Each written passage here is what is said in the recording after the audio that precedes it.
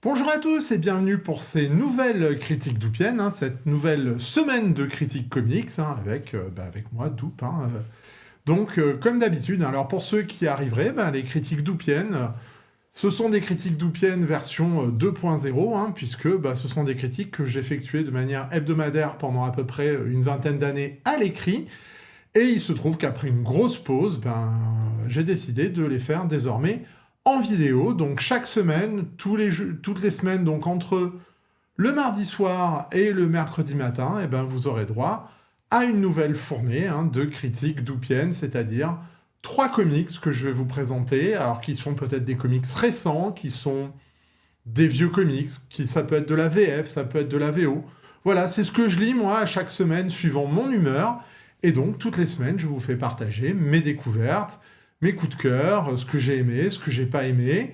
Et donc, voilà. Alors le but, il est très simple, c'est pas de vous donner un avis définitif et péremptoire. Le but du jeu, c'est simplement d'ouvrir des discussions et peut-être de vous montrer que tel ou tel titre peut être intéressant. Ça va être surtout le cas cette semaine où il y a du très très lourd, qui n'est pas encore sorti en France. Donc j'espère que vous l'aurez bientôt en France, voire que vous pourrez le prendre en VO si cette série vous a été passée comme moi sous les radars.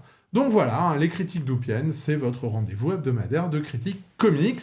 Merci à toutes les personnes qui me suivent depuis le début, ça fait maintenant plus de 2 mois. N'hésitez pas à réagir, à commenter, à vous abonner, parce que ça fait toujours plaisir d'échanger, et pour l'instant, tous les retours que j'ai sont super positifs. Merci encore de me suivre et de me faire confiance.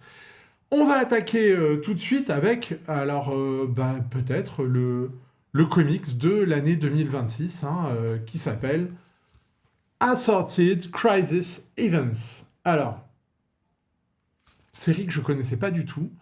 Je me suis baladé dans les magasins de comics et je suis tombé là-dessus. Et en fait, pourquoi ça m'a intéressé ? Déjà parce que la couverture, elle est plutôt sympathique, mais surtout parce que, je ne sais pas si vous voyez, mais l'auteur, c'est Dennis Camp. Et Dennis Camp, moi, il m'avait plutôt bluffé avec son Absolute Martian Manhunter, que j'avais commenté dans une précédente critique doupienne, qui doit s'afficher là, en principe, si je suis toujours bon avec les fiches YouTube. Excusez-moi, je débute dans la vidéo. C'est pas facile tous les jours, croyez-moi. Donc, ce Assorted Crisis Events, qu'est-ce que ça raconte ? A priori, ça raconte rien qui m'intéresse. C'est chez Image, c'est chez Image Comics. C'est pas encore publié en France, mais à mon avis, ça va l'être, parce que vu la qualité du truc, c'est impossible que ce ne soit pas publié par Urban, par Delcourt, ou si ça vous est tombé, les éditeurs Urban, Delcourt, Panini, peu importe, foncez dessus, foncez dessus. Donc, qu'est-ce que ça raconte ? Alors, évidemment, Assorted Crisis Events, moi, ça me fait tout de suite penser à Crisis de DC. Bon, c'est un titre Image, donc on se doute bien que ça n'a rien à voir. Et en fait, c'est une anthologie. C'est-à-dire que là-dedans, vous avez 5 épisodes, et ces 5 épisodes ont des protagonistes et des héros qui sont totalement différents. Il n'y a pas de lien, pas trop, entre les épisodes, mais il y a quand même un gros fil rouge. Le fil rouge, c'est quoi ? C'est que le temps est complètement cassé. Voilà, c'est le principe de départ de cette série. Donc, le temps est complètement cassé. Vous pouvez avoir des dinosaures qui apparaissent en ville. Vous pouvez avoir des soldats, des multivers qui apparaissent. Vous voyez, là, vous avez une jeune fille, elle arrive, et d'un coup, elle se lève le matin pour aller bosser. Il y a des nazis partout. Donc elle se lève, il peut y avoir des tremblements de terre qui arrivent d'un coup. Voilà, on se retrouve dans des réalités où le temps est complètement cassé, donc le multivers. Et donc, ça va donner la possibilité donc, à Dennis Camp, le scénariste, et surtout au dessinateur Eric Zawadzki, que je connaissais pas du tout et qui est très très bon, de pouvoir nous proposer plusieurs petites histoires. Alors petites, pas tant que ça, puisque chaque histoire fait une 30aine de pages, ce qui est quand même pas mal, mais de nous proposer en fait, vous voyez par exemple là vous avez des dinosaures qui débarquent, voilà, dans notre réalité. Ça propose des histoires et des variations autour du thème du temps qui est cassé. Alors on pourrait se dire, quand même, faut avoir des sacrées bonnes idées pour pouvoir proposer une anthologie comme ça, où il n'y a pas trop de points communs, et d'arriver à faire quelque chose d'intéressant. Et c'est là que c'est fort, parce que chaque épisode, pour le moment, à part, allez, j'ai une réserve pour le premier épisode, qui nous présente en fait la situation, mais sinon, chaque épisode est une véritable bombe. Et je pèse mes mots. Chaque épisode pourrait être considéré comme un des meilleurs trucs que j'ai lus. Alors si je dis cette année, forcément, ça fait 2 semaines ou 1 semaine qu'on est rentré en 2026, mais alors, j'ai rarement vu autant d'idées à la page. Voilà. Le premier épisode, il va nous présenter la situation, donc ce temps qui est tout cassé, en suivant une jeune fille qui s'appelle Ashley, voilà, qui travaille et qui va déambuler. Alors, elle n'est pas très heureuse, Ashley. Ses parents ont disparu et elle ne sait pas pourquoi. C'est un problème de temps, en fait. Ses parents ont disparu. Elle va à son travail, personne ne la reconnaît, parce que le temps a été cassé. Donc on découvre en fait ce nouvel univers avec Ashley. La fin est absolument tragique. Et vraiment, alors je sais pas si vous avez vu, mais les dessins, les couleurs sont signées Jordi Belair, forcément c'est pas mal. C'est très très bon. Donc on se fait attraper. Et on se dit, waouh, c'est pas mal, mais qu'est-ce que Dennis Camp va pouvoir faire avec ça? Et en fait, il va nous raconter tout un truc sur la nature humaine, sur la solitude, sur l'isolation, sur l'égoïsme des gens, sur la cruauté de la race humaine. Il va en profiter pour faire des discours. En fait, chaque histoire va lui permettre de proposer un espèce de fil différent, en fait, dans un fil sociétal différent. Ça lui permet d'être très inventif. Et donc, vous avez ce deuxième épisode, par exemple.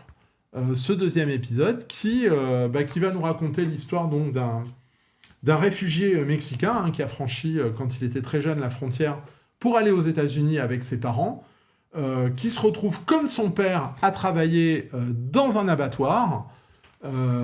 Et en fait, Dennis Camp va mettre, via ses problèmes temporels, et ce temps qui est tout cassé, va mettre en parallèle carrément le destin de cette personne qui bosse dans un abattoir avec cet animal qui va être abattu. Donc voilà, le discours il est très facile, enfin il est très simple, non, il n'est pas simple du tout, mais on voit tout de suite où ça veut en venir.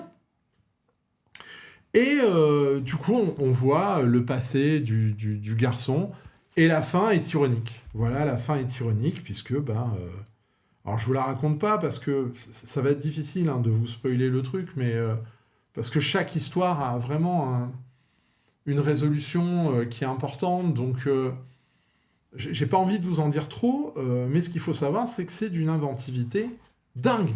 C'est un truc de fou. Vraiment, c'est un truc de fou. Ce deuxième épisode, il m'a totalement scotché, tant pour son inventivité scénaristique que pour sa narration graphique. Parce que regardez, je ne sais pas si vous voyez, mais on est dans un abattoir et au fur et à mesure que vous avancez dans les pages, excusez-moi, au fur et à mesure que vous avancez dans les pages, ça se remplit de rouge et vous avez le sang qui dégouline. Alors ça me rappelle un peu ce qui avait été fait avec Anne Nocenti et John Romita Jr. sur certains épisodes de Daredevil. Et vous voyez que plus on avance dans le récit, plus le sang il descend. Alors il n'y a pas que ça, et à la fin ça devient tout rouge, et je ne vous raconterai pas la fin, mais ce deuxième épisode, il est juste à tomber par terre. Parce que ça prend des thèmes sur... Et encore, c'est même pas très... Enfin si, c'est tranché quand même, mais... C'est vachement bien fichu. C'est vachement bien fichu. Et on ressort de là, on se dit, ok, d'accord. Deuxième épisode, c'est une véritable pépite. Et on arrive sur le troisième épisode qui, encore une fois, va mêler inventivité scénaristique et et un graphisme, une recherche graphique qui est extraordinaire, puisque le troisième épisode qui s'appelle Crisis on Earth 2, hein, la crise sur Terre 2, mais alors, attention, Earth, cette fois-ci, il y a un H, et ben ça nous raconte en fait l'histoire d'une même ville, mais sur deux mondes différents. Alors c'est très drôle puisque je vous spoil rien là, c'est vraiment la première page de l'épisode. Il y a cette ville qui s'appelle Earth, qui se trouve une sur notre Terre qui est en train de mourir, et l'autre qui se trouve sur une Terre parallèle identique, qui est elle aussi en train de mourir, mais vachement plus vite. Voilà. Donc, vous voyez, ça, c'est notre Terre, ici, et puis la Terre où c'est en train de mourir, c'est là. Via cette espèce de temps qui est tout cassé, les réfugiés de Earth 2 vont venir sur Earth 1, et puis, en fait, on va voir comment ça marche. Et alors, ce qui est terrible, c'est que tout l'épisode est en miroir. C'est-à-dire que là, ici, vous allez avoir la scène vue par les habitants de Earth 1, et ici, là, vous allez avoir la même chose vue par les habitants de Earth 2. Vous voyez ? Si je vous mets les deux pages, excusez-moi, hein, c'est un TPB, donc c'est pas facile, tout est en miroir. Et vu par, évidemment, les mêmes personnes, puisque c'est dans un multivers, donc c'est les mêmes gens qui voient leur contrepartie de l'autre univers. Et c'est juste brillantissime. Mais cet épisode-là, il est encore meilleur que le deuxième. Ça fait appel à tout ce qu'on peut voir en ce moment dans la société, l'acceptation de l'autre, les réfugiés climatiques, l'égoïsme des gens, c'est mené de main de maître, vraiment. C'est extraordinaire. Et vous voyez, il y a toujours cette mise en page en miroir, avec la scène vue par les protagonistes de Earth 1 et de Earth 2. À la fin, évidemment, ça se rejoint. La morale de la fin, elle est terrible, terrible, terrible, terrible. C'est très, très noir. Hein. Alors, oui, le point commun, globalement, de tous ces récits, c'est que c'est d'une noirceur, mais vraiment, il faut être en forme, parce que tout est vraiment très, très noir, c'est très sombre. Il y a plein de suicides, par exemple, dans ces histoires, de gens qui finissent pas bien, de gens qui sont déprimés. Ça respire pas la joie, mais alors, qu'est-ce que ça envoie Donc là, moi, ce troisième épisode, il m'a juste scotché, mais totalement. Et je me suis dit, mais ok, donc il nous sort un épisode 2 qui est dingue, un épisode 3 qui est extraordinaire. Est-ce qu'il peut faire mieux à l'épisode 4 ? Alors l'épisode 4 est un peu en dessous, mais ça reste un des meilleurs trucs que j'ai lu sur... cette fois-ci, simplement, le temps qui passe. Donc, on va nous raconter le temps qui passe via un personnage qui, quasiment à chaque page, prend 5 ans et voit sa vie défiler devant lui. Alors là, il y a tout un jeu sur les couleurs. C'est comment se prendre en main. C'est un personnage qui n'arrive pas à décider ce qu'il doit faire dans la vie. Donc, il se laisse porter. Donc, il se laisse vraiment porter par les pages. Vous voyez, il grandit au fil des cases. Il devient de plus en plus adulte. Et ça va très très mal finir.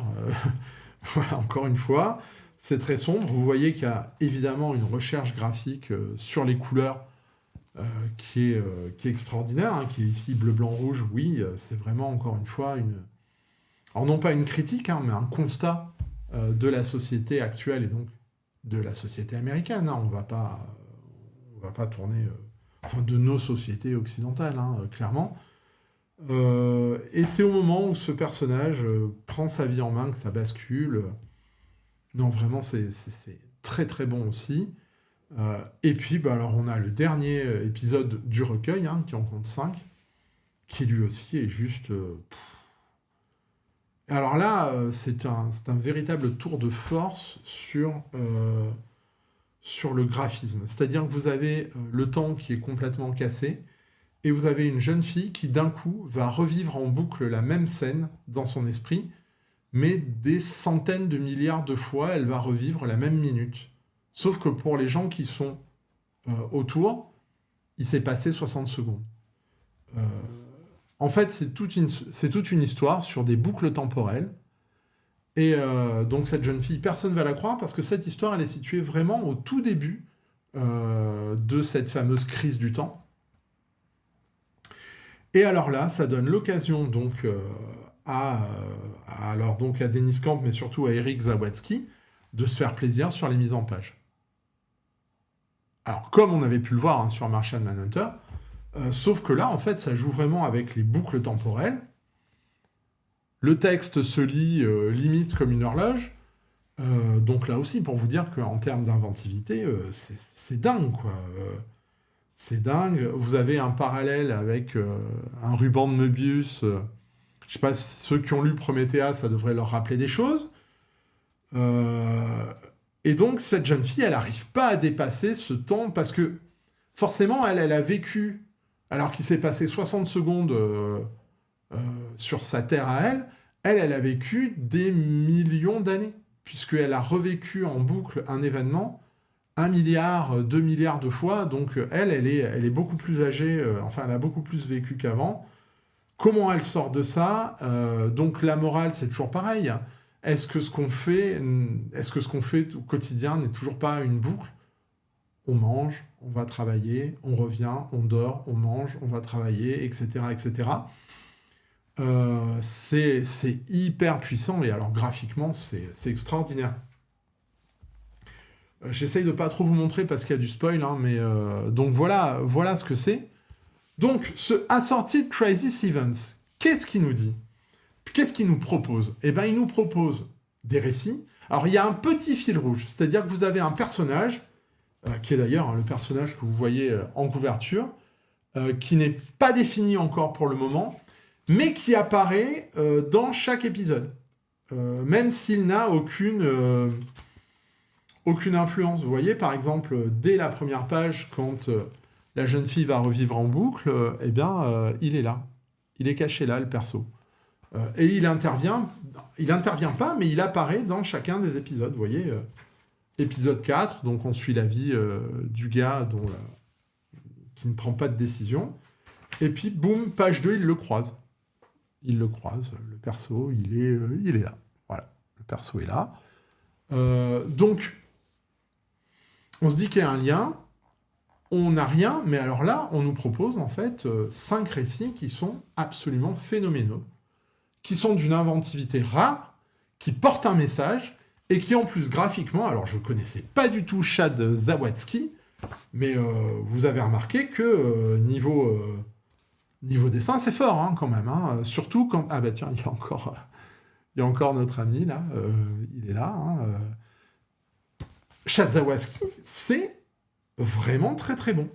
Je saurais pas dire à quel auteur il me fait penser, mais c'est vraiment très très bon. C'est du super dessin, ça s'adapte. Il adapte ses mises en page à l'histoire. Et donc ça en fait quoi de ce Assorted Crisis Events? Ça en fait un bouquin qui non seulement est d'une inventivité folle en termes d'histoire, et qui graphiquement et narrativement juste impeccable. J'ai envie de dire, les éditeurs français, vous attendez quoi là? Alors, peut-être fait, hein, je sais pas, mais là, il faut y aller. Hein. Il faut y aller parce que cette Assorted Crisis Events, c'est le meilleur truc que j'ai lu de 2026. Alors, vous allez me dire, ouais, ça fait 2 semaines, mais ouais, et je pense que ça va être difficile de le battre. C'est-à-dire que chaque épisode me retourne complètement. Je sais qu'aux États-Unis, ils en sont au numéro 7 ou 8, qu'apparemment, la qualité des histoires n'a toujours pas baissé. Je ne sais pas où ils vont aller, je ne sais pas ce que ça va donner, mais quel pied j'ai pris. C'est le meilleur truc que j'ai lu, moi, depuis très longtemps. Alors, je ne sais pas comment ça va finir. Moi, j'aimerais pas, je vous le dis, hein, j'aimerais pas qu'il y ait une espèce de chose qui termine, qui nous explique tout. Moi, j'aimerais juste qu'ils continuent à faire des histoires comme ça, complètement indépendantes, avec juste cette idée du temps cassé, qui nous emmène jusqu'à ce qu'ils aient plus d'idées.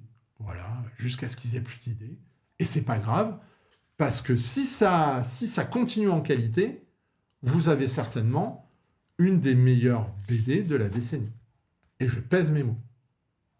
Donc, je suis resté totalement... Voilà, je voulais juste savoir ce que pouvait donner Dennis Camp, que j'avais beaucoup aimé sur Martian Manhunter. Je pense qu'avec ça, là, vous pouvez le placer immédiatement dans la liste des auteurs, des futurs auteurs qui vont être très importants. Bon, vous l'aurez compris, hein, c'est... jetez-vous dessus. Si vous arrivez à lire en VO, commandez-le. Enfin, c'est pas possible. Vous pouvez pas trouver ça pas bien. Voilà, si vous aimez la BD, si vous aimez l'inventivité graphique, si vous aimez voilà, la recherche formelle et les récits à message, vous pouvez pas passer à côté. Donc, ouais, pour l'instant, moi, je pense que ça va figurer dans les meilleurs BD que j'aurais lus de l'année, sans aucun doute, de la décennie, certainement. Alors, vous voyez, là, pour le coup... et je me fais pas avoir, hein, ça y est, je l'ai lu, ça, il y a quoi? Il y a peut-être une semaine et demie. Il y a plein d'images qui me restent encore en tête. Donc, Assorted Crisis Events, ça arrive pas souvent.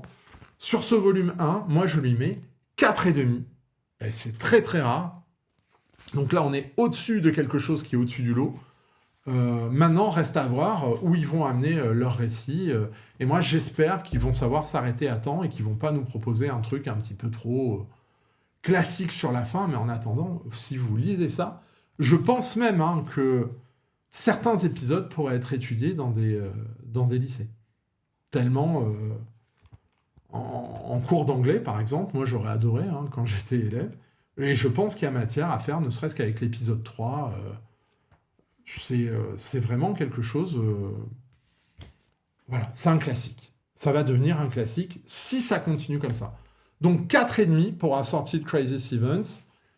Je pense qu'on va l'avoir dans pas longtemps. Ça va se bouffer du Eisner Award, tout le monde va parler de ça. Enfin, je ne vois pas comment c'est possible de ne pas mettre ce bouquin-là en avant.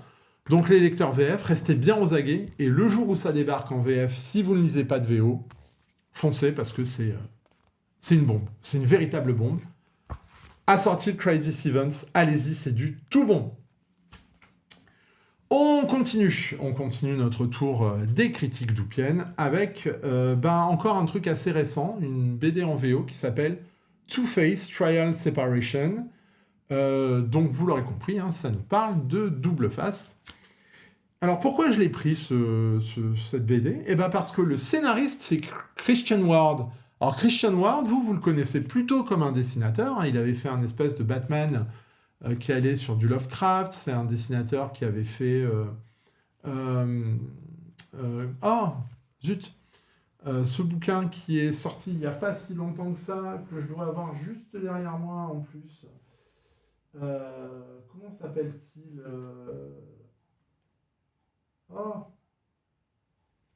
Ça faisait partie des trucs préférés de Stéphane Le Troedec. Ah, j'ai plus le nom, je suis... Spectrographe, voilà, Spectrographe. Donc c'est plutôt un dessinateur. Et c'est vrai qu'il s'est lancé depuis quelque temps dans le scénario. Et là, en fait, il fait uniquement le scénario de cette histoire, puisque les dessins sont signés Fabio Verras, que je connais pas du tout. Et je voulais voir un petit peu ce qu'il était capable de faire, Christian Ward, au scénario. Alors, qu'est-ce que ça nous raconte, ce Two-Face Trial Separation? Ça nous raconte l'histoire de Double Face qui est devenue... c'est-à-dire, c'est Harvey, la personnalité de Harvey Dent qui a gagné. Donc maintenant, c'est Harvey Dent qui est aux commandes. Et qu'est-ce qu'il a fait? Il a foutu Double Face dans une cage mentale. Il l'a emprisonné à l'intérieur de son propre esprit. Les gens qui avaient lu la série Légion par Simon Spurrier... c'est un petit peu ça. Il a enfermé dans son esprit Double Face, qui est donc dans une prison mentale. Elle est là, la prison mentale dans laquelle est enfermé Double Face. Ça ressemble vraiment à ce qu'avait fait Cy Spurrier sur la prison mentale dans laquelle est détenu donc Double Face, ici. C'est pas mal. Alors, Harvey, il est devenu donc tout seul aux commandes du corps de Double Face, et donc il décide de devenir un espèce de procureur dans un truc qui s'appelle la White Church, c'est-à-dire c'est un espèce de tribunal souterrain où les criminels vont régler eux-mêmes leurs différends, sous la houlette de criminels, pour qu'il n'y ait pas de soucis et pour que ça ne... pour qu'il y ait des règles, en fait, dans le crime à Gotham. Donc, il y a un procureur qui est un ancien personnage... moi, je l'appelais le faucheur. C'est un personnage qui était dans Batman Earth 2 par Alan Davis, je crois, et Todd McFarlane et Mike W. Barr. Je crois que c'est Batman Earth 2. Donc qu'est-ce qu'il fait Harvey Dent, eh ben, il fait procureur. Dès qu'il y a un conflit entre des criminels, plutôt qu'il y ait une guerre des gangs ou des choses comme ça, ils vont régler le problème en justice. Enfin, fausse justice, hein, mais dans un tribunal secret, dirigé par des criminels. Et donc, Double Face, il va prendre sous son aile une jeune femme qui s'appelle Lake Cantrell et qui va devenir un petit peu son assistante, sa détective. La voilà, hein, Lake, elle est là. C'est ici la jeune femme là qui est là. Qui est là. Voilà. J'y arriverai jamais hein, avec les trucs inversés. Alors, elle a une particularité, c'est qu'elle a besoin d'une aide auditive. C'est plutôt pas mal parce que c'est pas mis en avant. Ça fait juste partie du récit, ça j'aime bien. Donc, elle va aider Harvey à faire régner l'ordre et la justice, mais vous comprendrez bien qu'il y en a un qui est pas content. C'est Double Face, hein, qui est là et qui veut sortir, lui, de sa prison mentale et qui veut prendre le contrôle de Harvey Dent. Alors là-dessus, vous avez un nouveau personnage qui débarque qui s'appelle Die. Alors pas Die comme mourir, mais Die comme les dés. Elle est là, c'est une jeune femme, et elle prétend être la fille, non pas de Harvey Dent, mais de Double Face. Parce que Harvey Dent, il se rappelle pas du tout. Il y a toute une organisation qui s'appelle la Shadow Hand, la main de l'ombre, qui va essayer de faire en sorte de faire revenir Double Face, de faire sortir Double Face de la prison mentale d'Harvey Dent et de faire en sorte que ce soit lui qui prenne le contrôle, et notamment avec l'aide de ce personnage qui s'appelle Die. Alors comment ça va finir, je vous le dis pas. C'est assez surprenant la fin. Ça demande une suite. Et qu'est-ce que je peux vous dire là-dessus ? Moi j'ai bien aimé. J'ai vraiment bien aimé. Christian Ward, il fait vraiment le taf. Alors c'est pas révolutionnaire, encore une fois, hein, les idées ont déjà été vues pas mal de fois, mais vraiment il fait le taf, l'histoire se suit très bien, et alors surtout, les dessins de Fabio Veras, que je connais pas, vous les avez vus, ils sont très très bons. Ils sont vraiment très bons. J'aime beaucoup, je connais pas, mais je vais suivre ce dessinateur, parce que c'est vraiment réussi. Donc, qu'est-ce qu'on a ici ? On a une mini-série, alors qui, à mon sens, amène une suite, hein, quand même. Hein. Je vois pas comment ça peut finir, autrement. Avec des nouveaux personnages qui, pour le coup, sont vraiment bien réussis. C'est-à-dire que, la jeune femme, là, Lake Cantwell, moi, je la trouve particulièrement réussie, et il arrive à lui donner une personnalité en 6 épisodes, ce que peu de scénaristes arrivent à faire maintenant, hein, on va pas se mentir. Hein. Le personnage de Die, il est classique, mais ça passe, c'est plutôt bien. Donc moi, j'ai bien aimé cette série-là. Je suis pas loin de lui mettre 3,5. Et je vais peut-être même y aller, c'est-à-dire que voilà, je vais mettre 3 brocolis et demi pour ce Two-Face All-In, hein, donc assez récent, Trial Separation. Ça, encore une fois, je ne sais pas si on l'aura en français, parce que je ne sais pas si vraiment c'est relié à la continuité Batman, que je lis quasiment plus. Et en plus de ça, ce qui est bien, c'est que là, Christian Ward, il nous montre du Batman, mais sur 2 pages sur les 6 épisodes de la mini-série. C'est-à-dire que même pas, il va aller à utiliser les ficelles pour faire vendre. Vous avez des dessins qui sont vraiment super. Donc je vais lui mettre 3,5. 3,5 pour ce Double Face Trial Separation, que vous devrez voir arriver en France, à mon avis, dans pas longtemps. Bon, allez, on va finir avec un vieux truc qui date peut-être d'il y a 1 an et demi ou 2, que j'avais pas encore lu, c'est le Invaders de Chip Zdarsky, Carlos Magno et du regretté Butch Guice. Donc c'est une mini-série en 12 épisodes qui nous raconte quoi? Qui nous raconte... alors, qui se déroule à la fois dans le passé et à la fois dans le présent. C'est des trucs classiques pour ces récits. Et de fait, Namor devient fou. Voilà, Namor devient fou. Il devient méchant, il attaque les humains.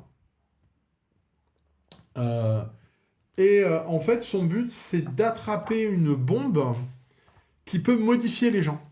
Et qui peut les transformer tous, en fait, en hommes-poissons.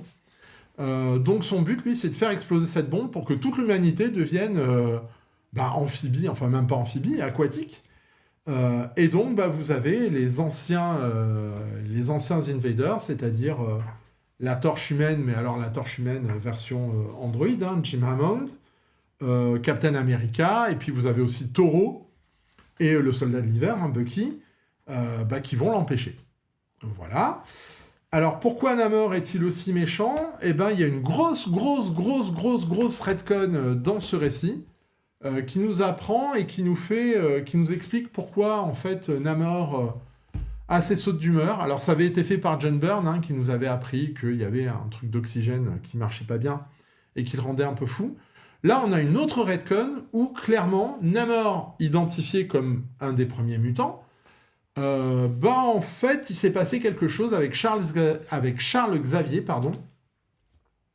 qui a manipulé son esprit et qui arrive, alors Chip Zdarsky, le scénariste, il arrive à rattacher à peu près toutes les péripéties de Namor au fil des temps avec cette retcon qui fonctionne, c'est pas trop mal. Vous avez aussi à un moment la couronne du serpent qui arrive, ça c'est pour les gens qui avaient adoré les récits, les Marvel 2-in-1 avec Georges Pérez. Donc, voilà, c'est un récit qui est pas mal, c'est 2 temporalités, puisque tout ce qui se passe pendant la guerre est dessiné donc par Butch Guice, Jackson Guice, et tout ce qui se passe dans le présent est dessiné par Carlos Magno, donc 2 gros dessinateurs quand même.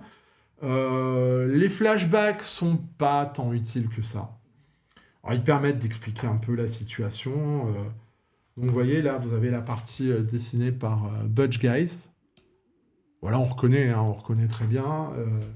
Et puis, vous avez les dessins un petit peu plus modernes et très détaillés de Carlos Magno, qui fait peut-être pas son meilleur travail, mais même quand il fait pas son meilleur boulot, Carlos Magno, c'est au-dessus de grosse partie des dessinateurs actuels.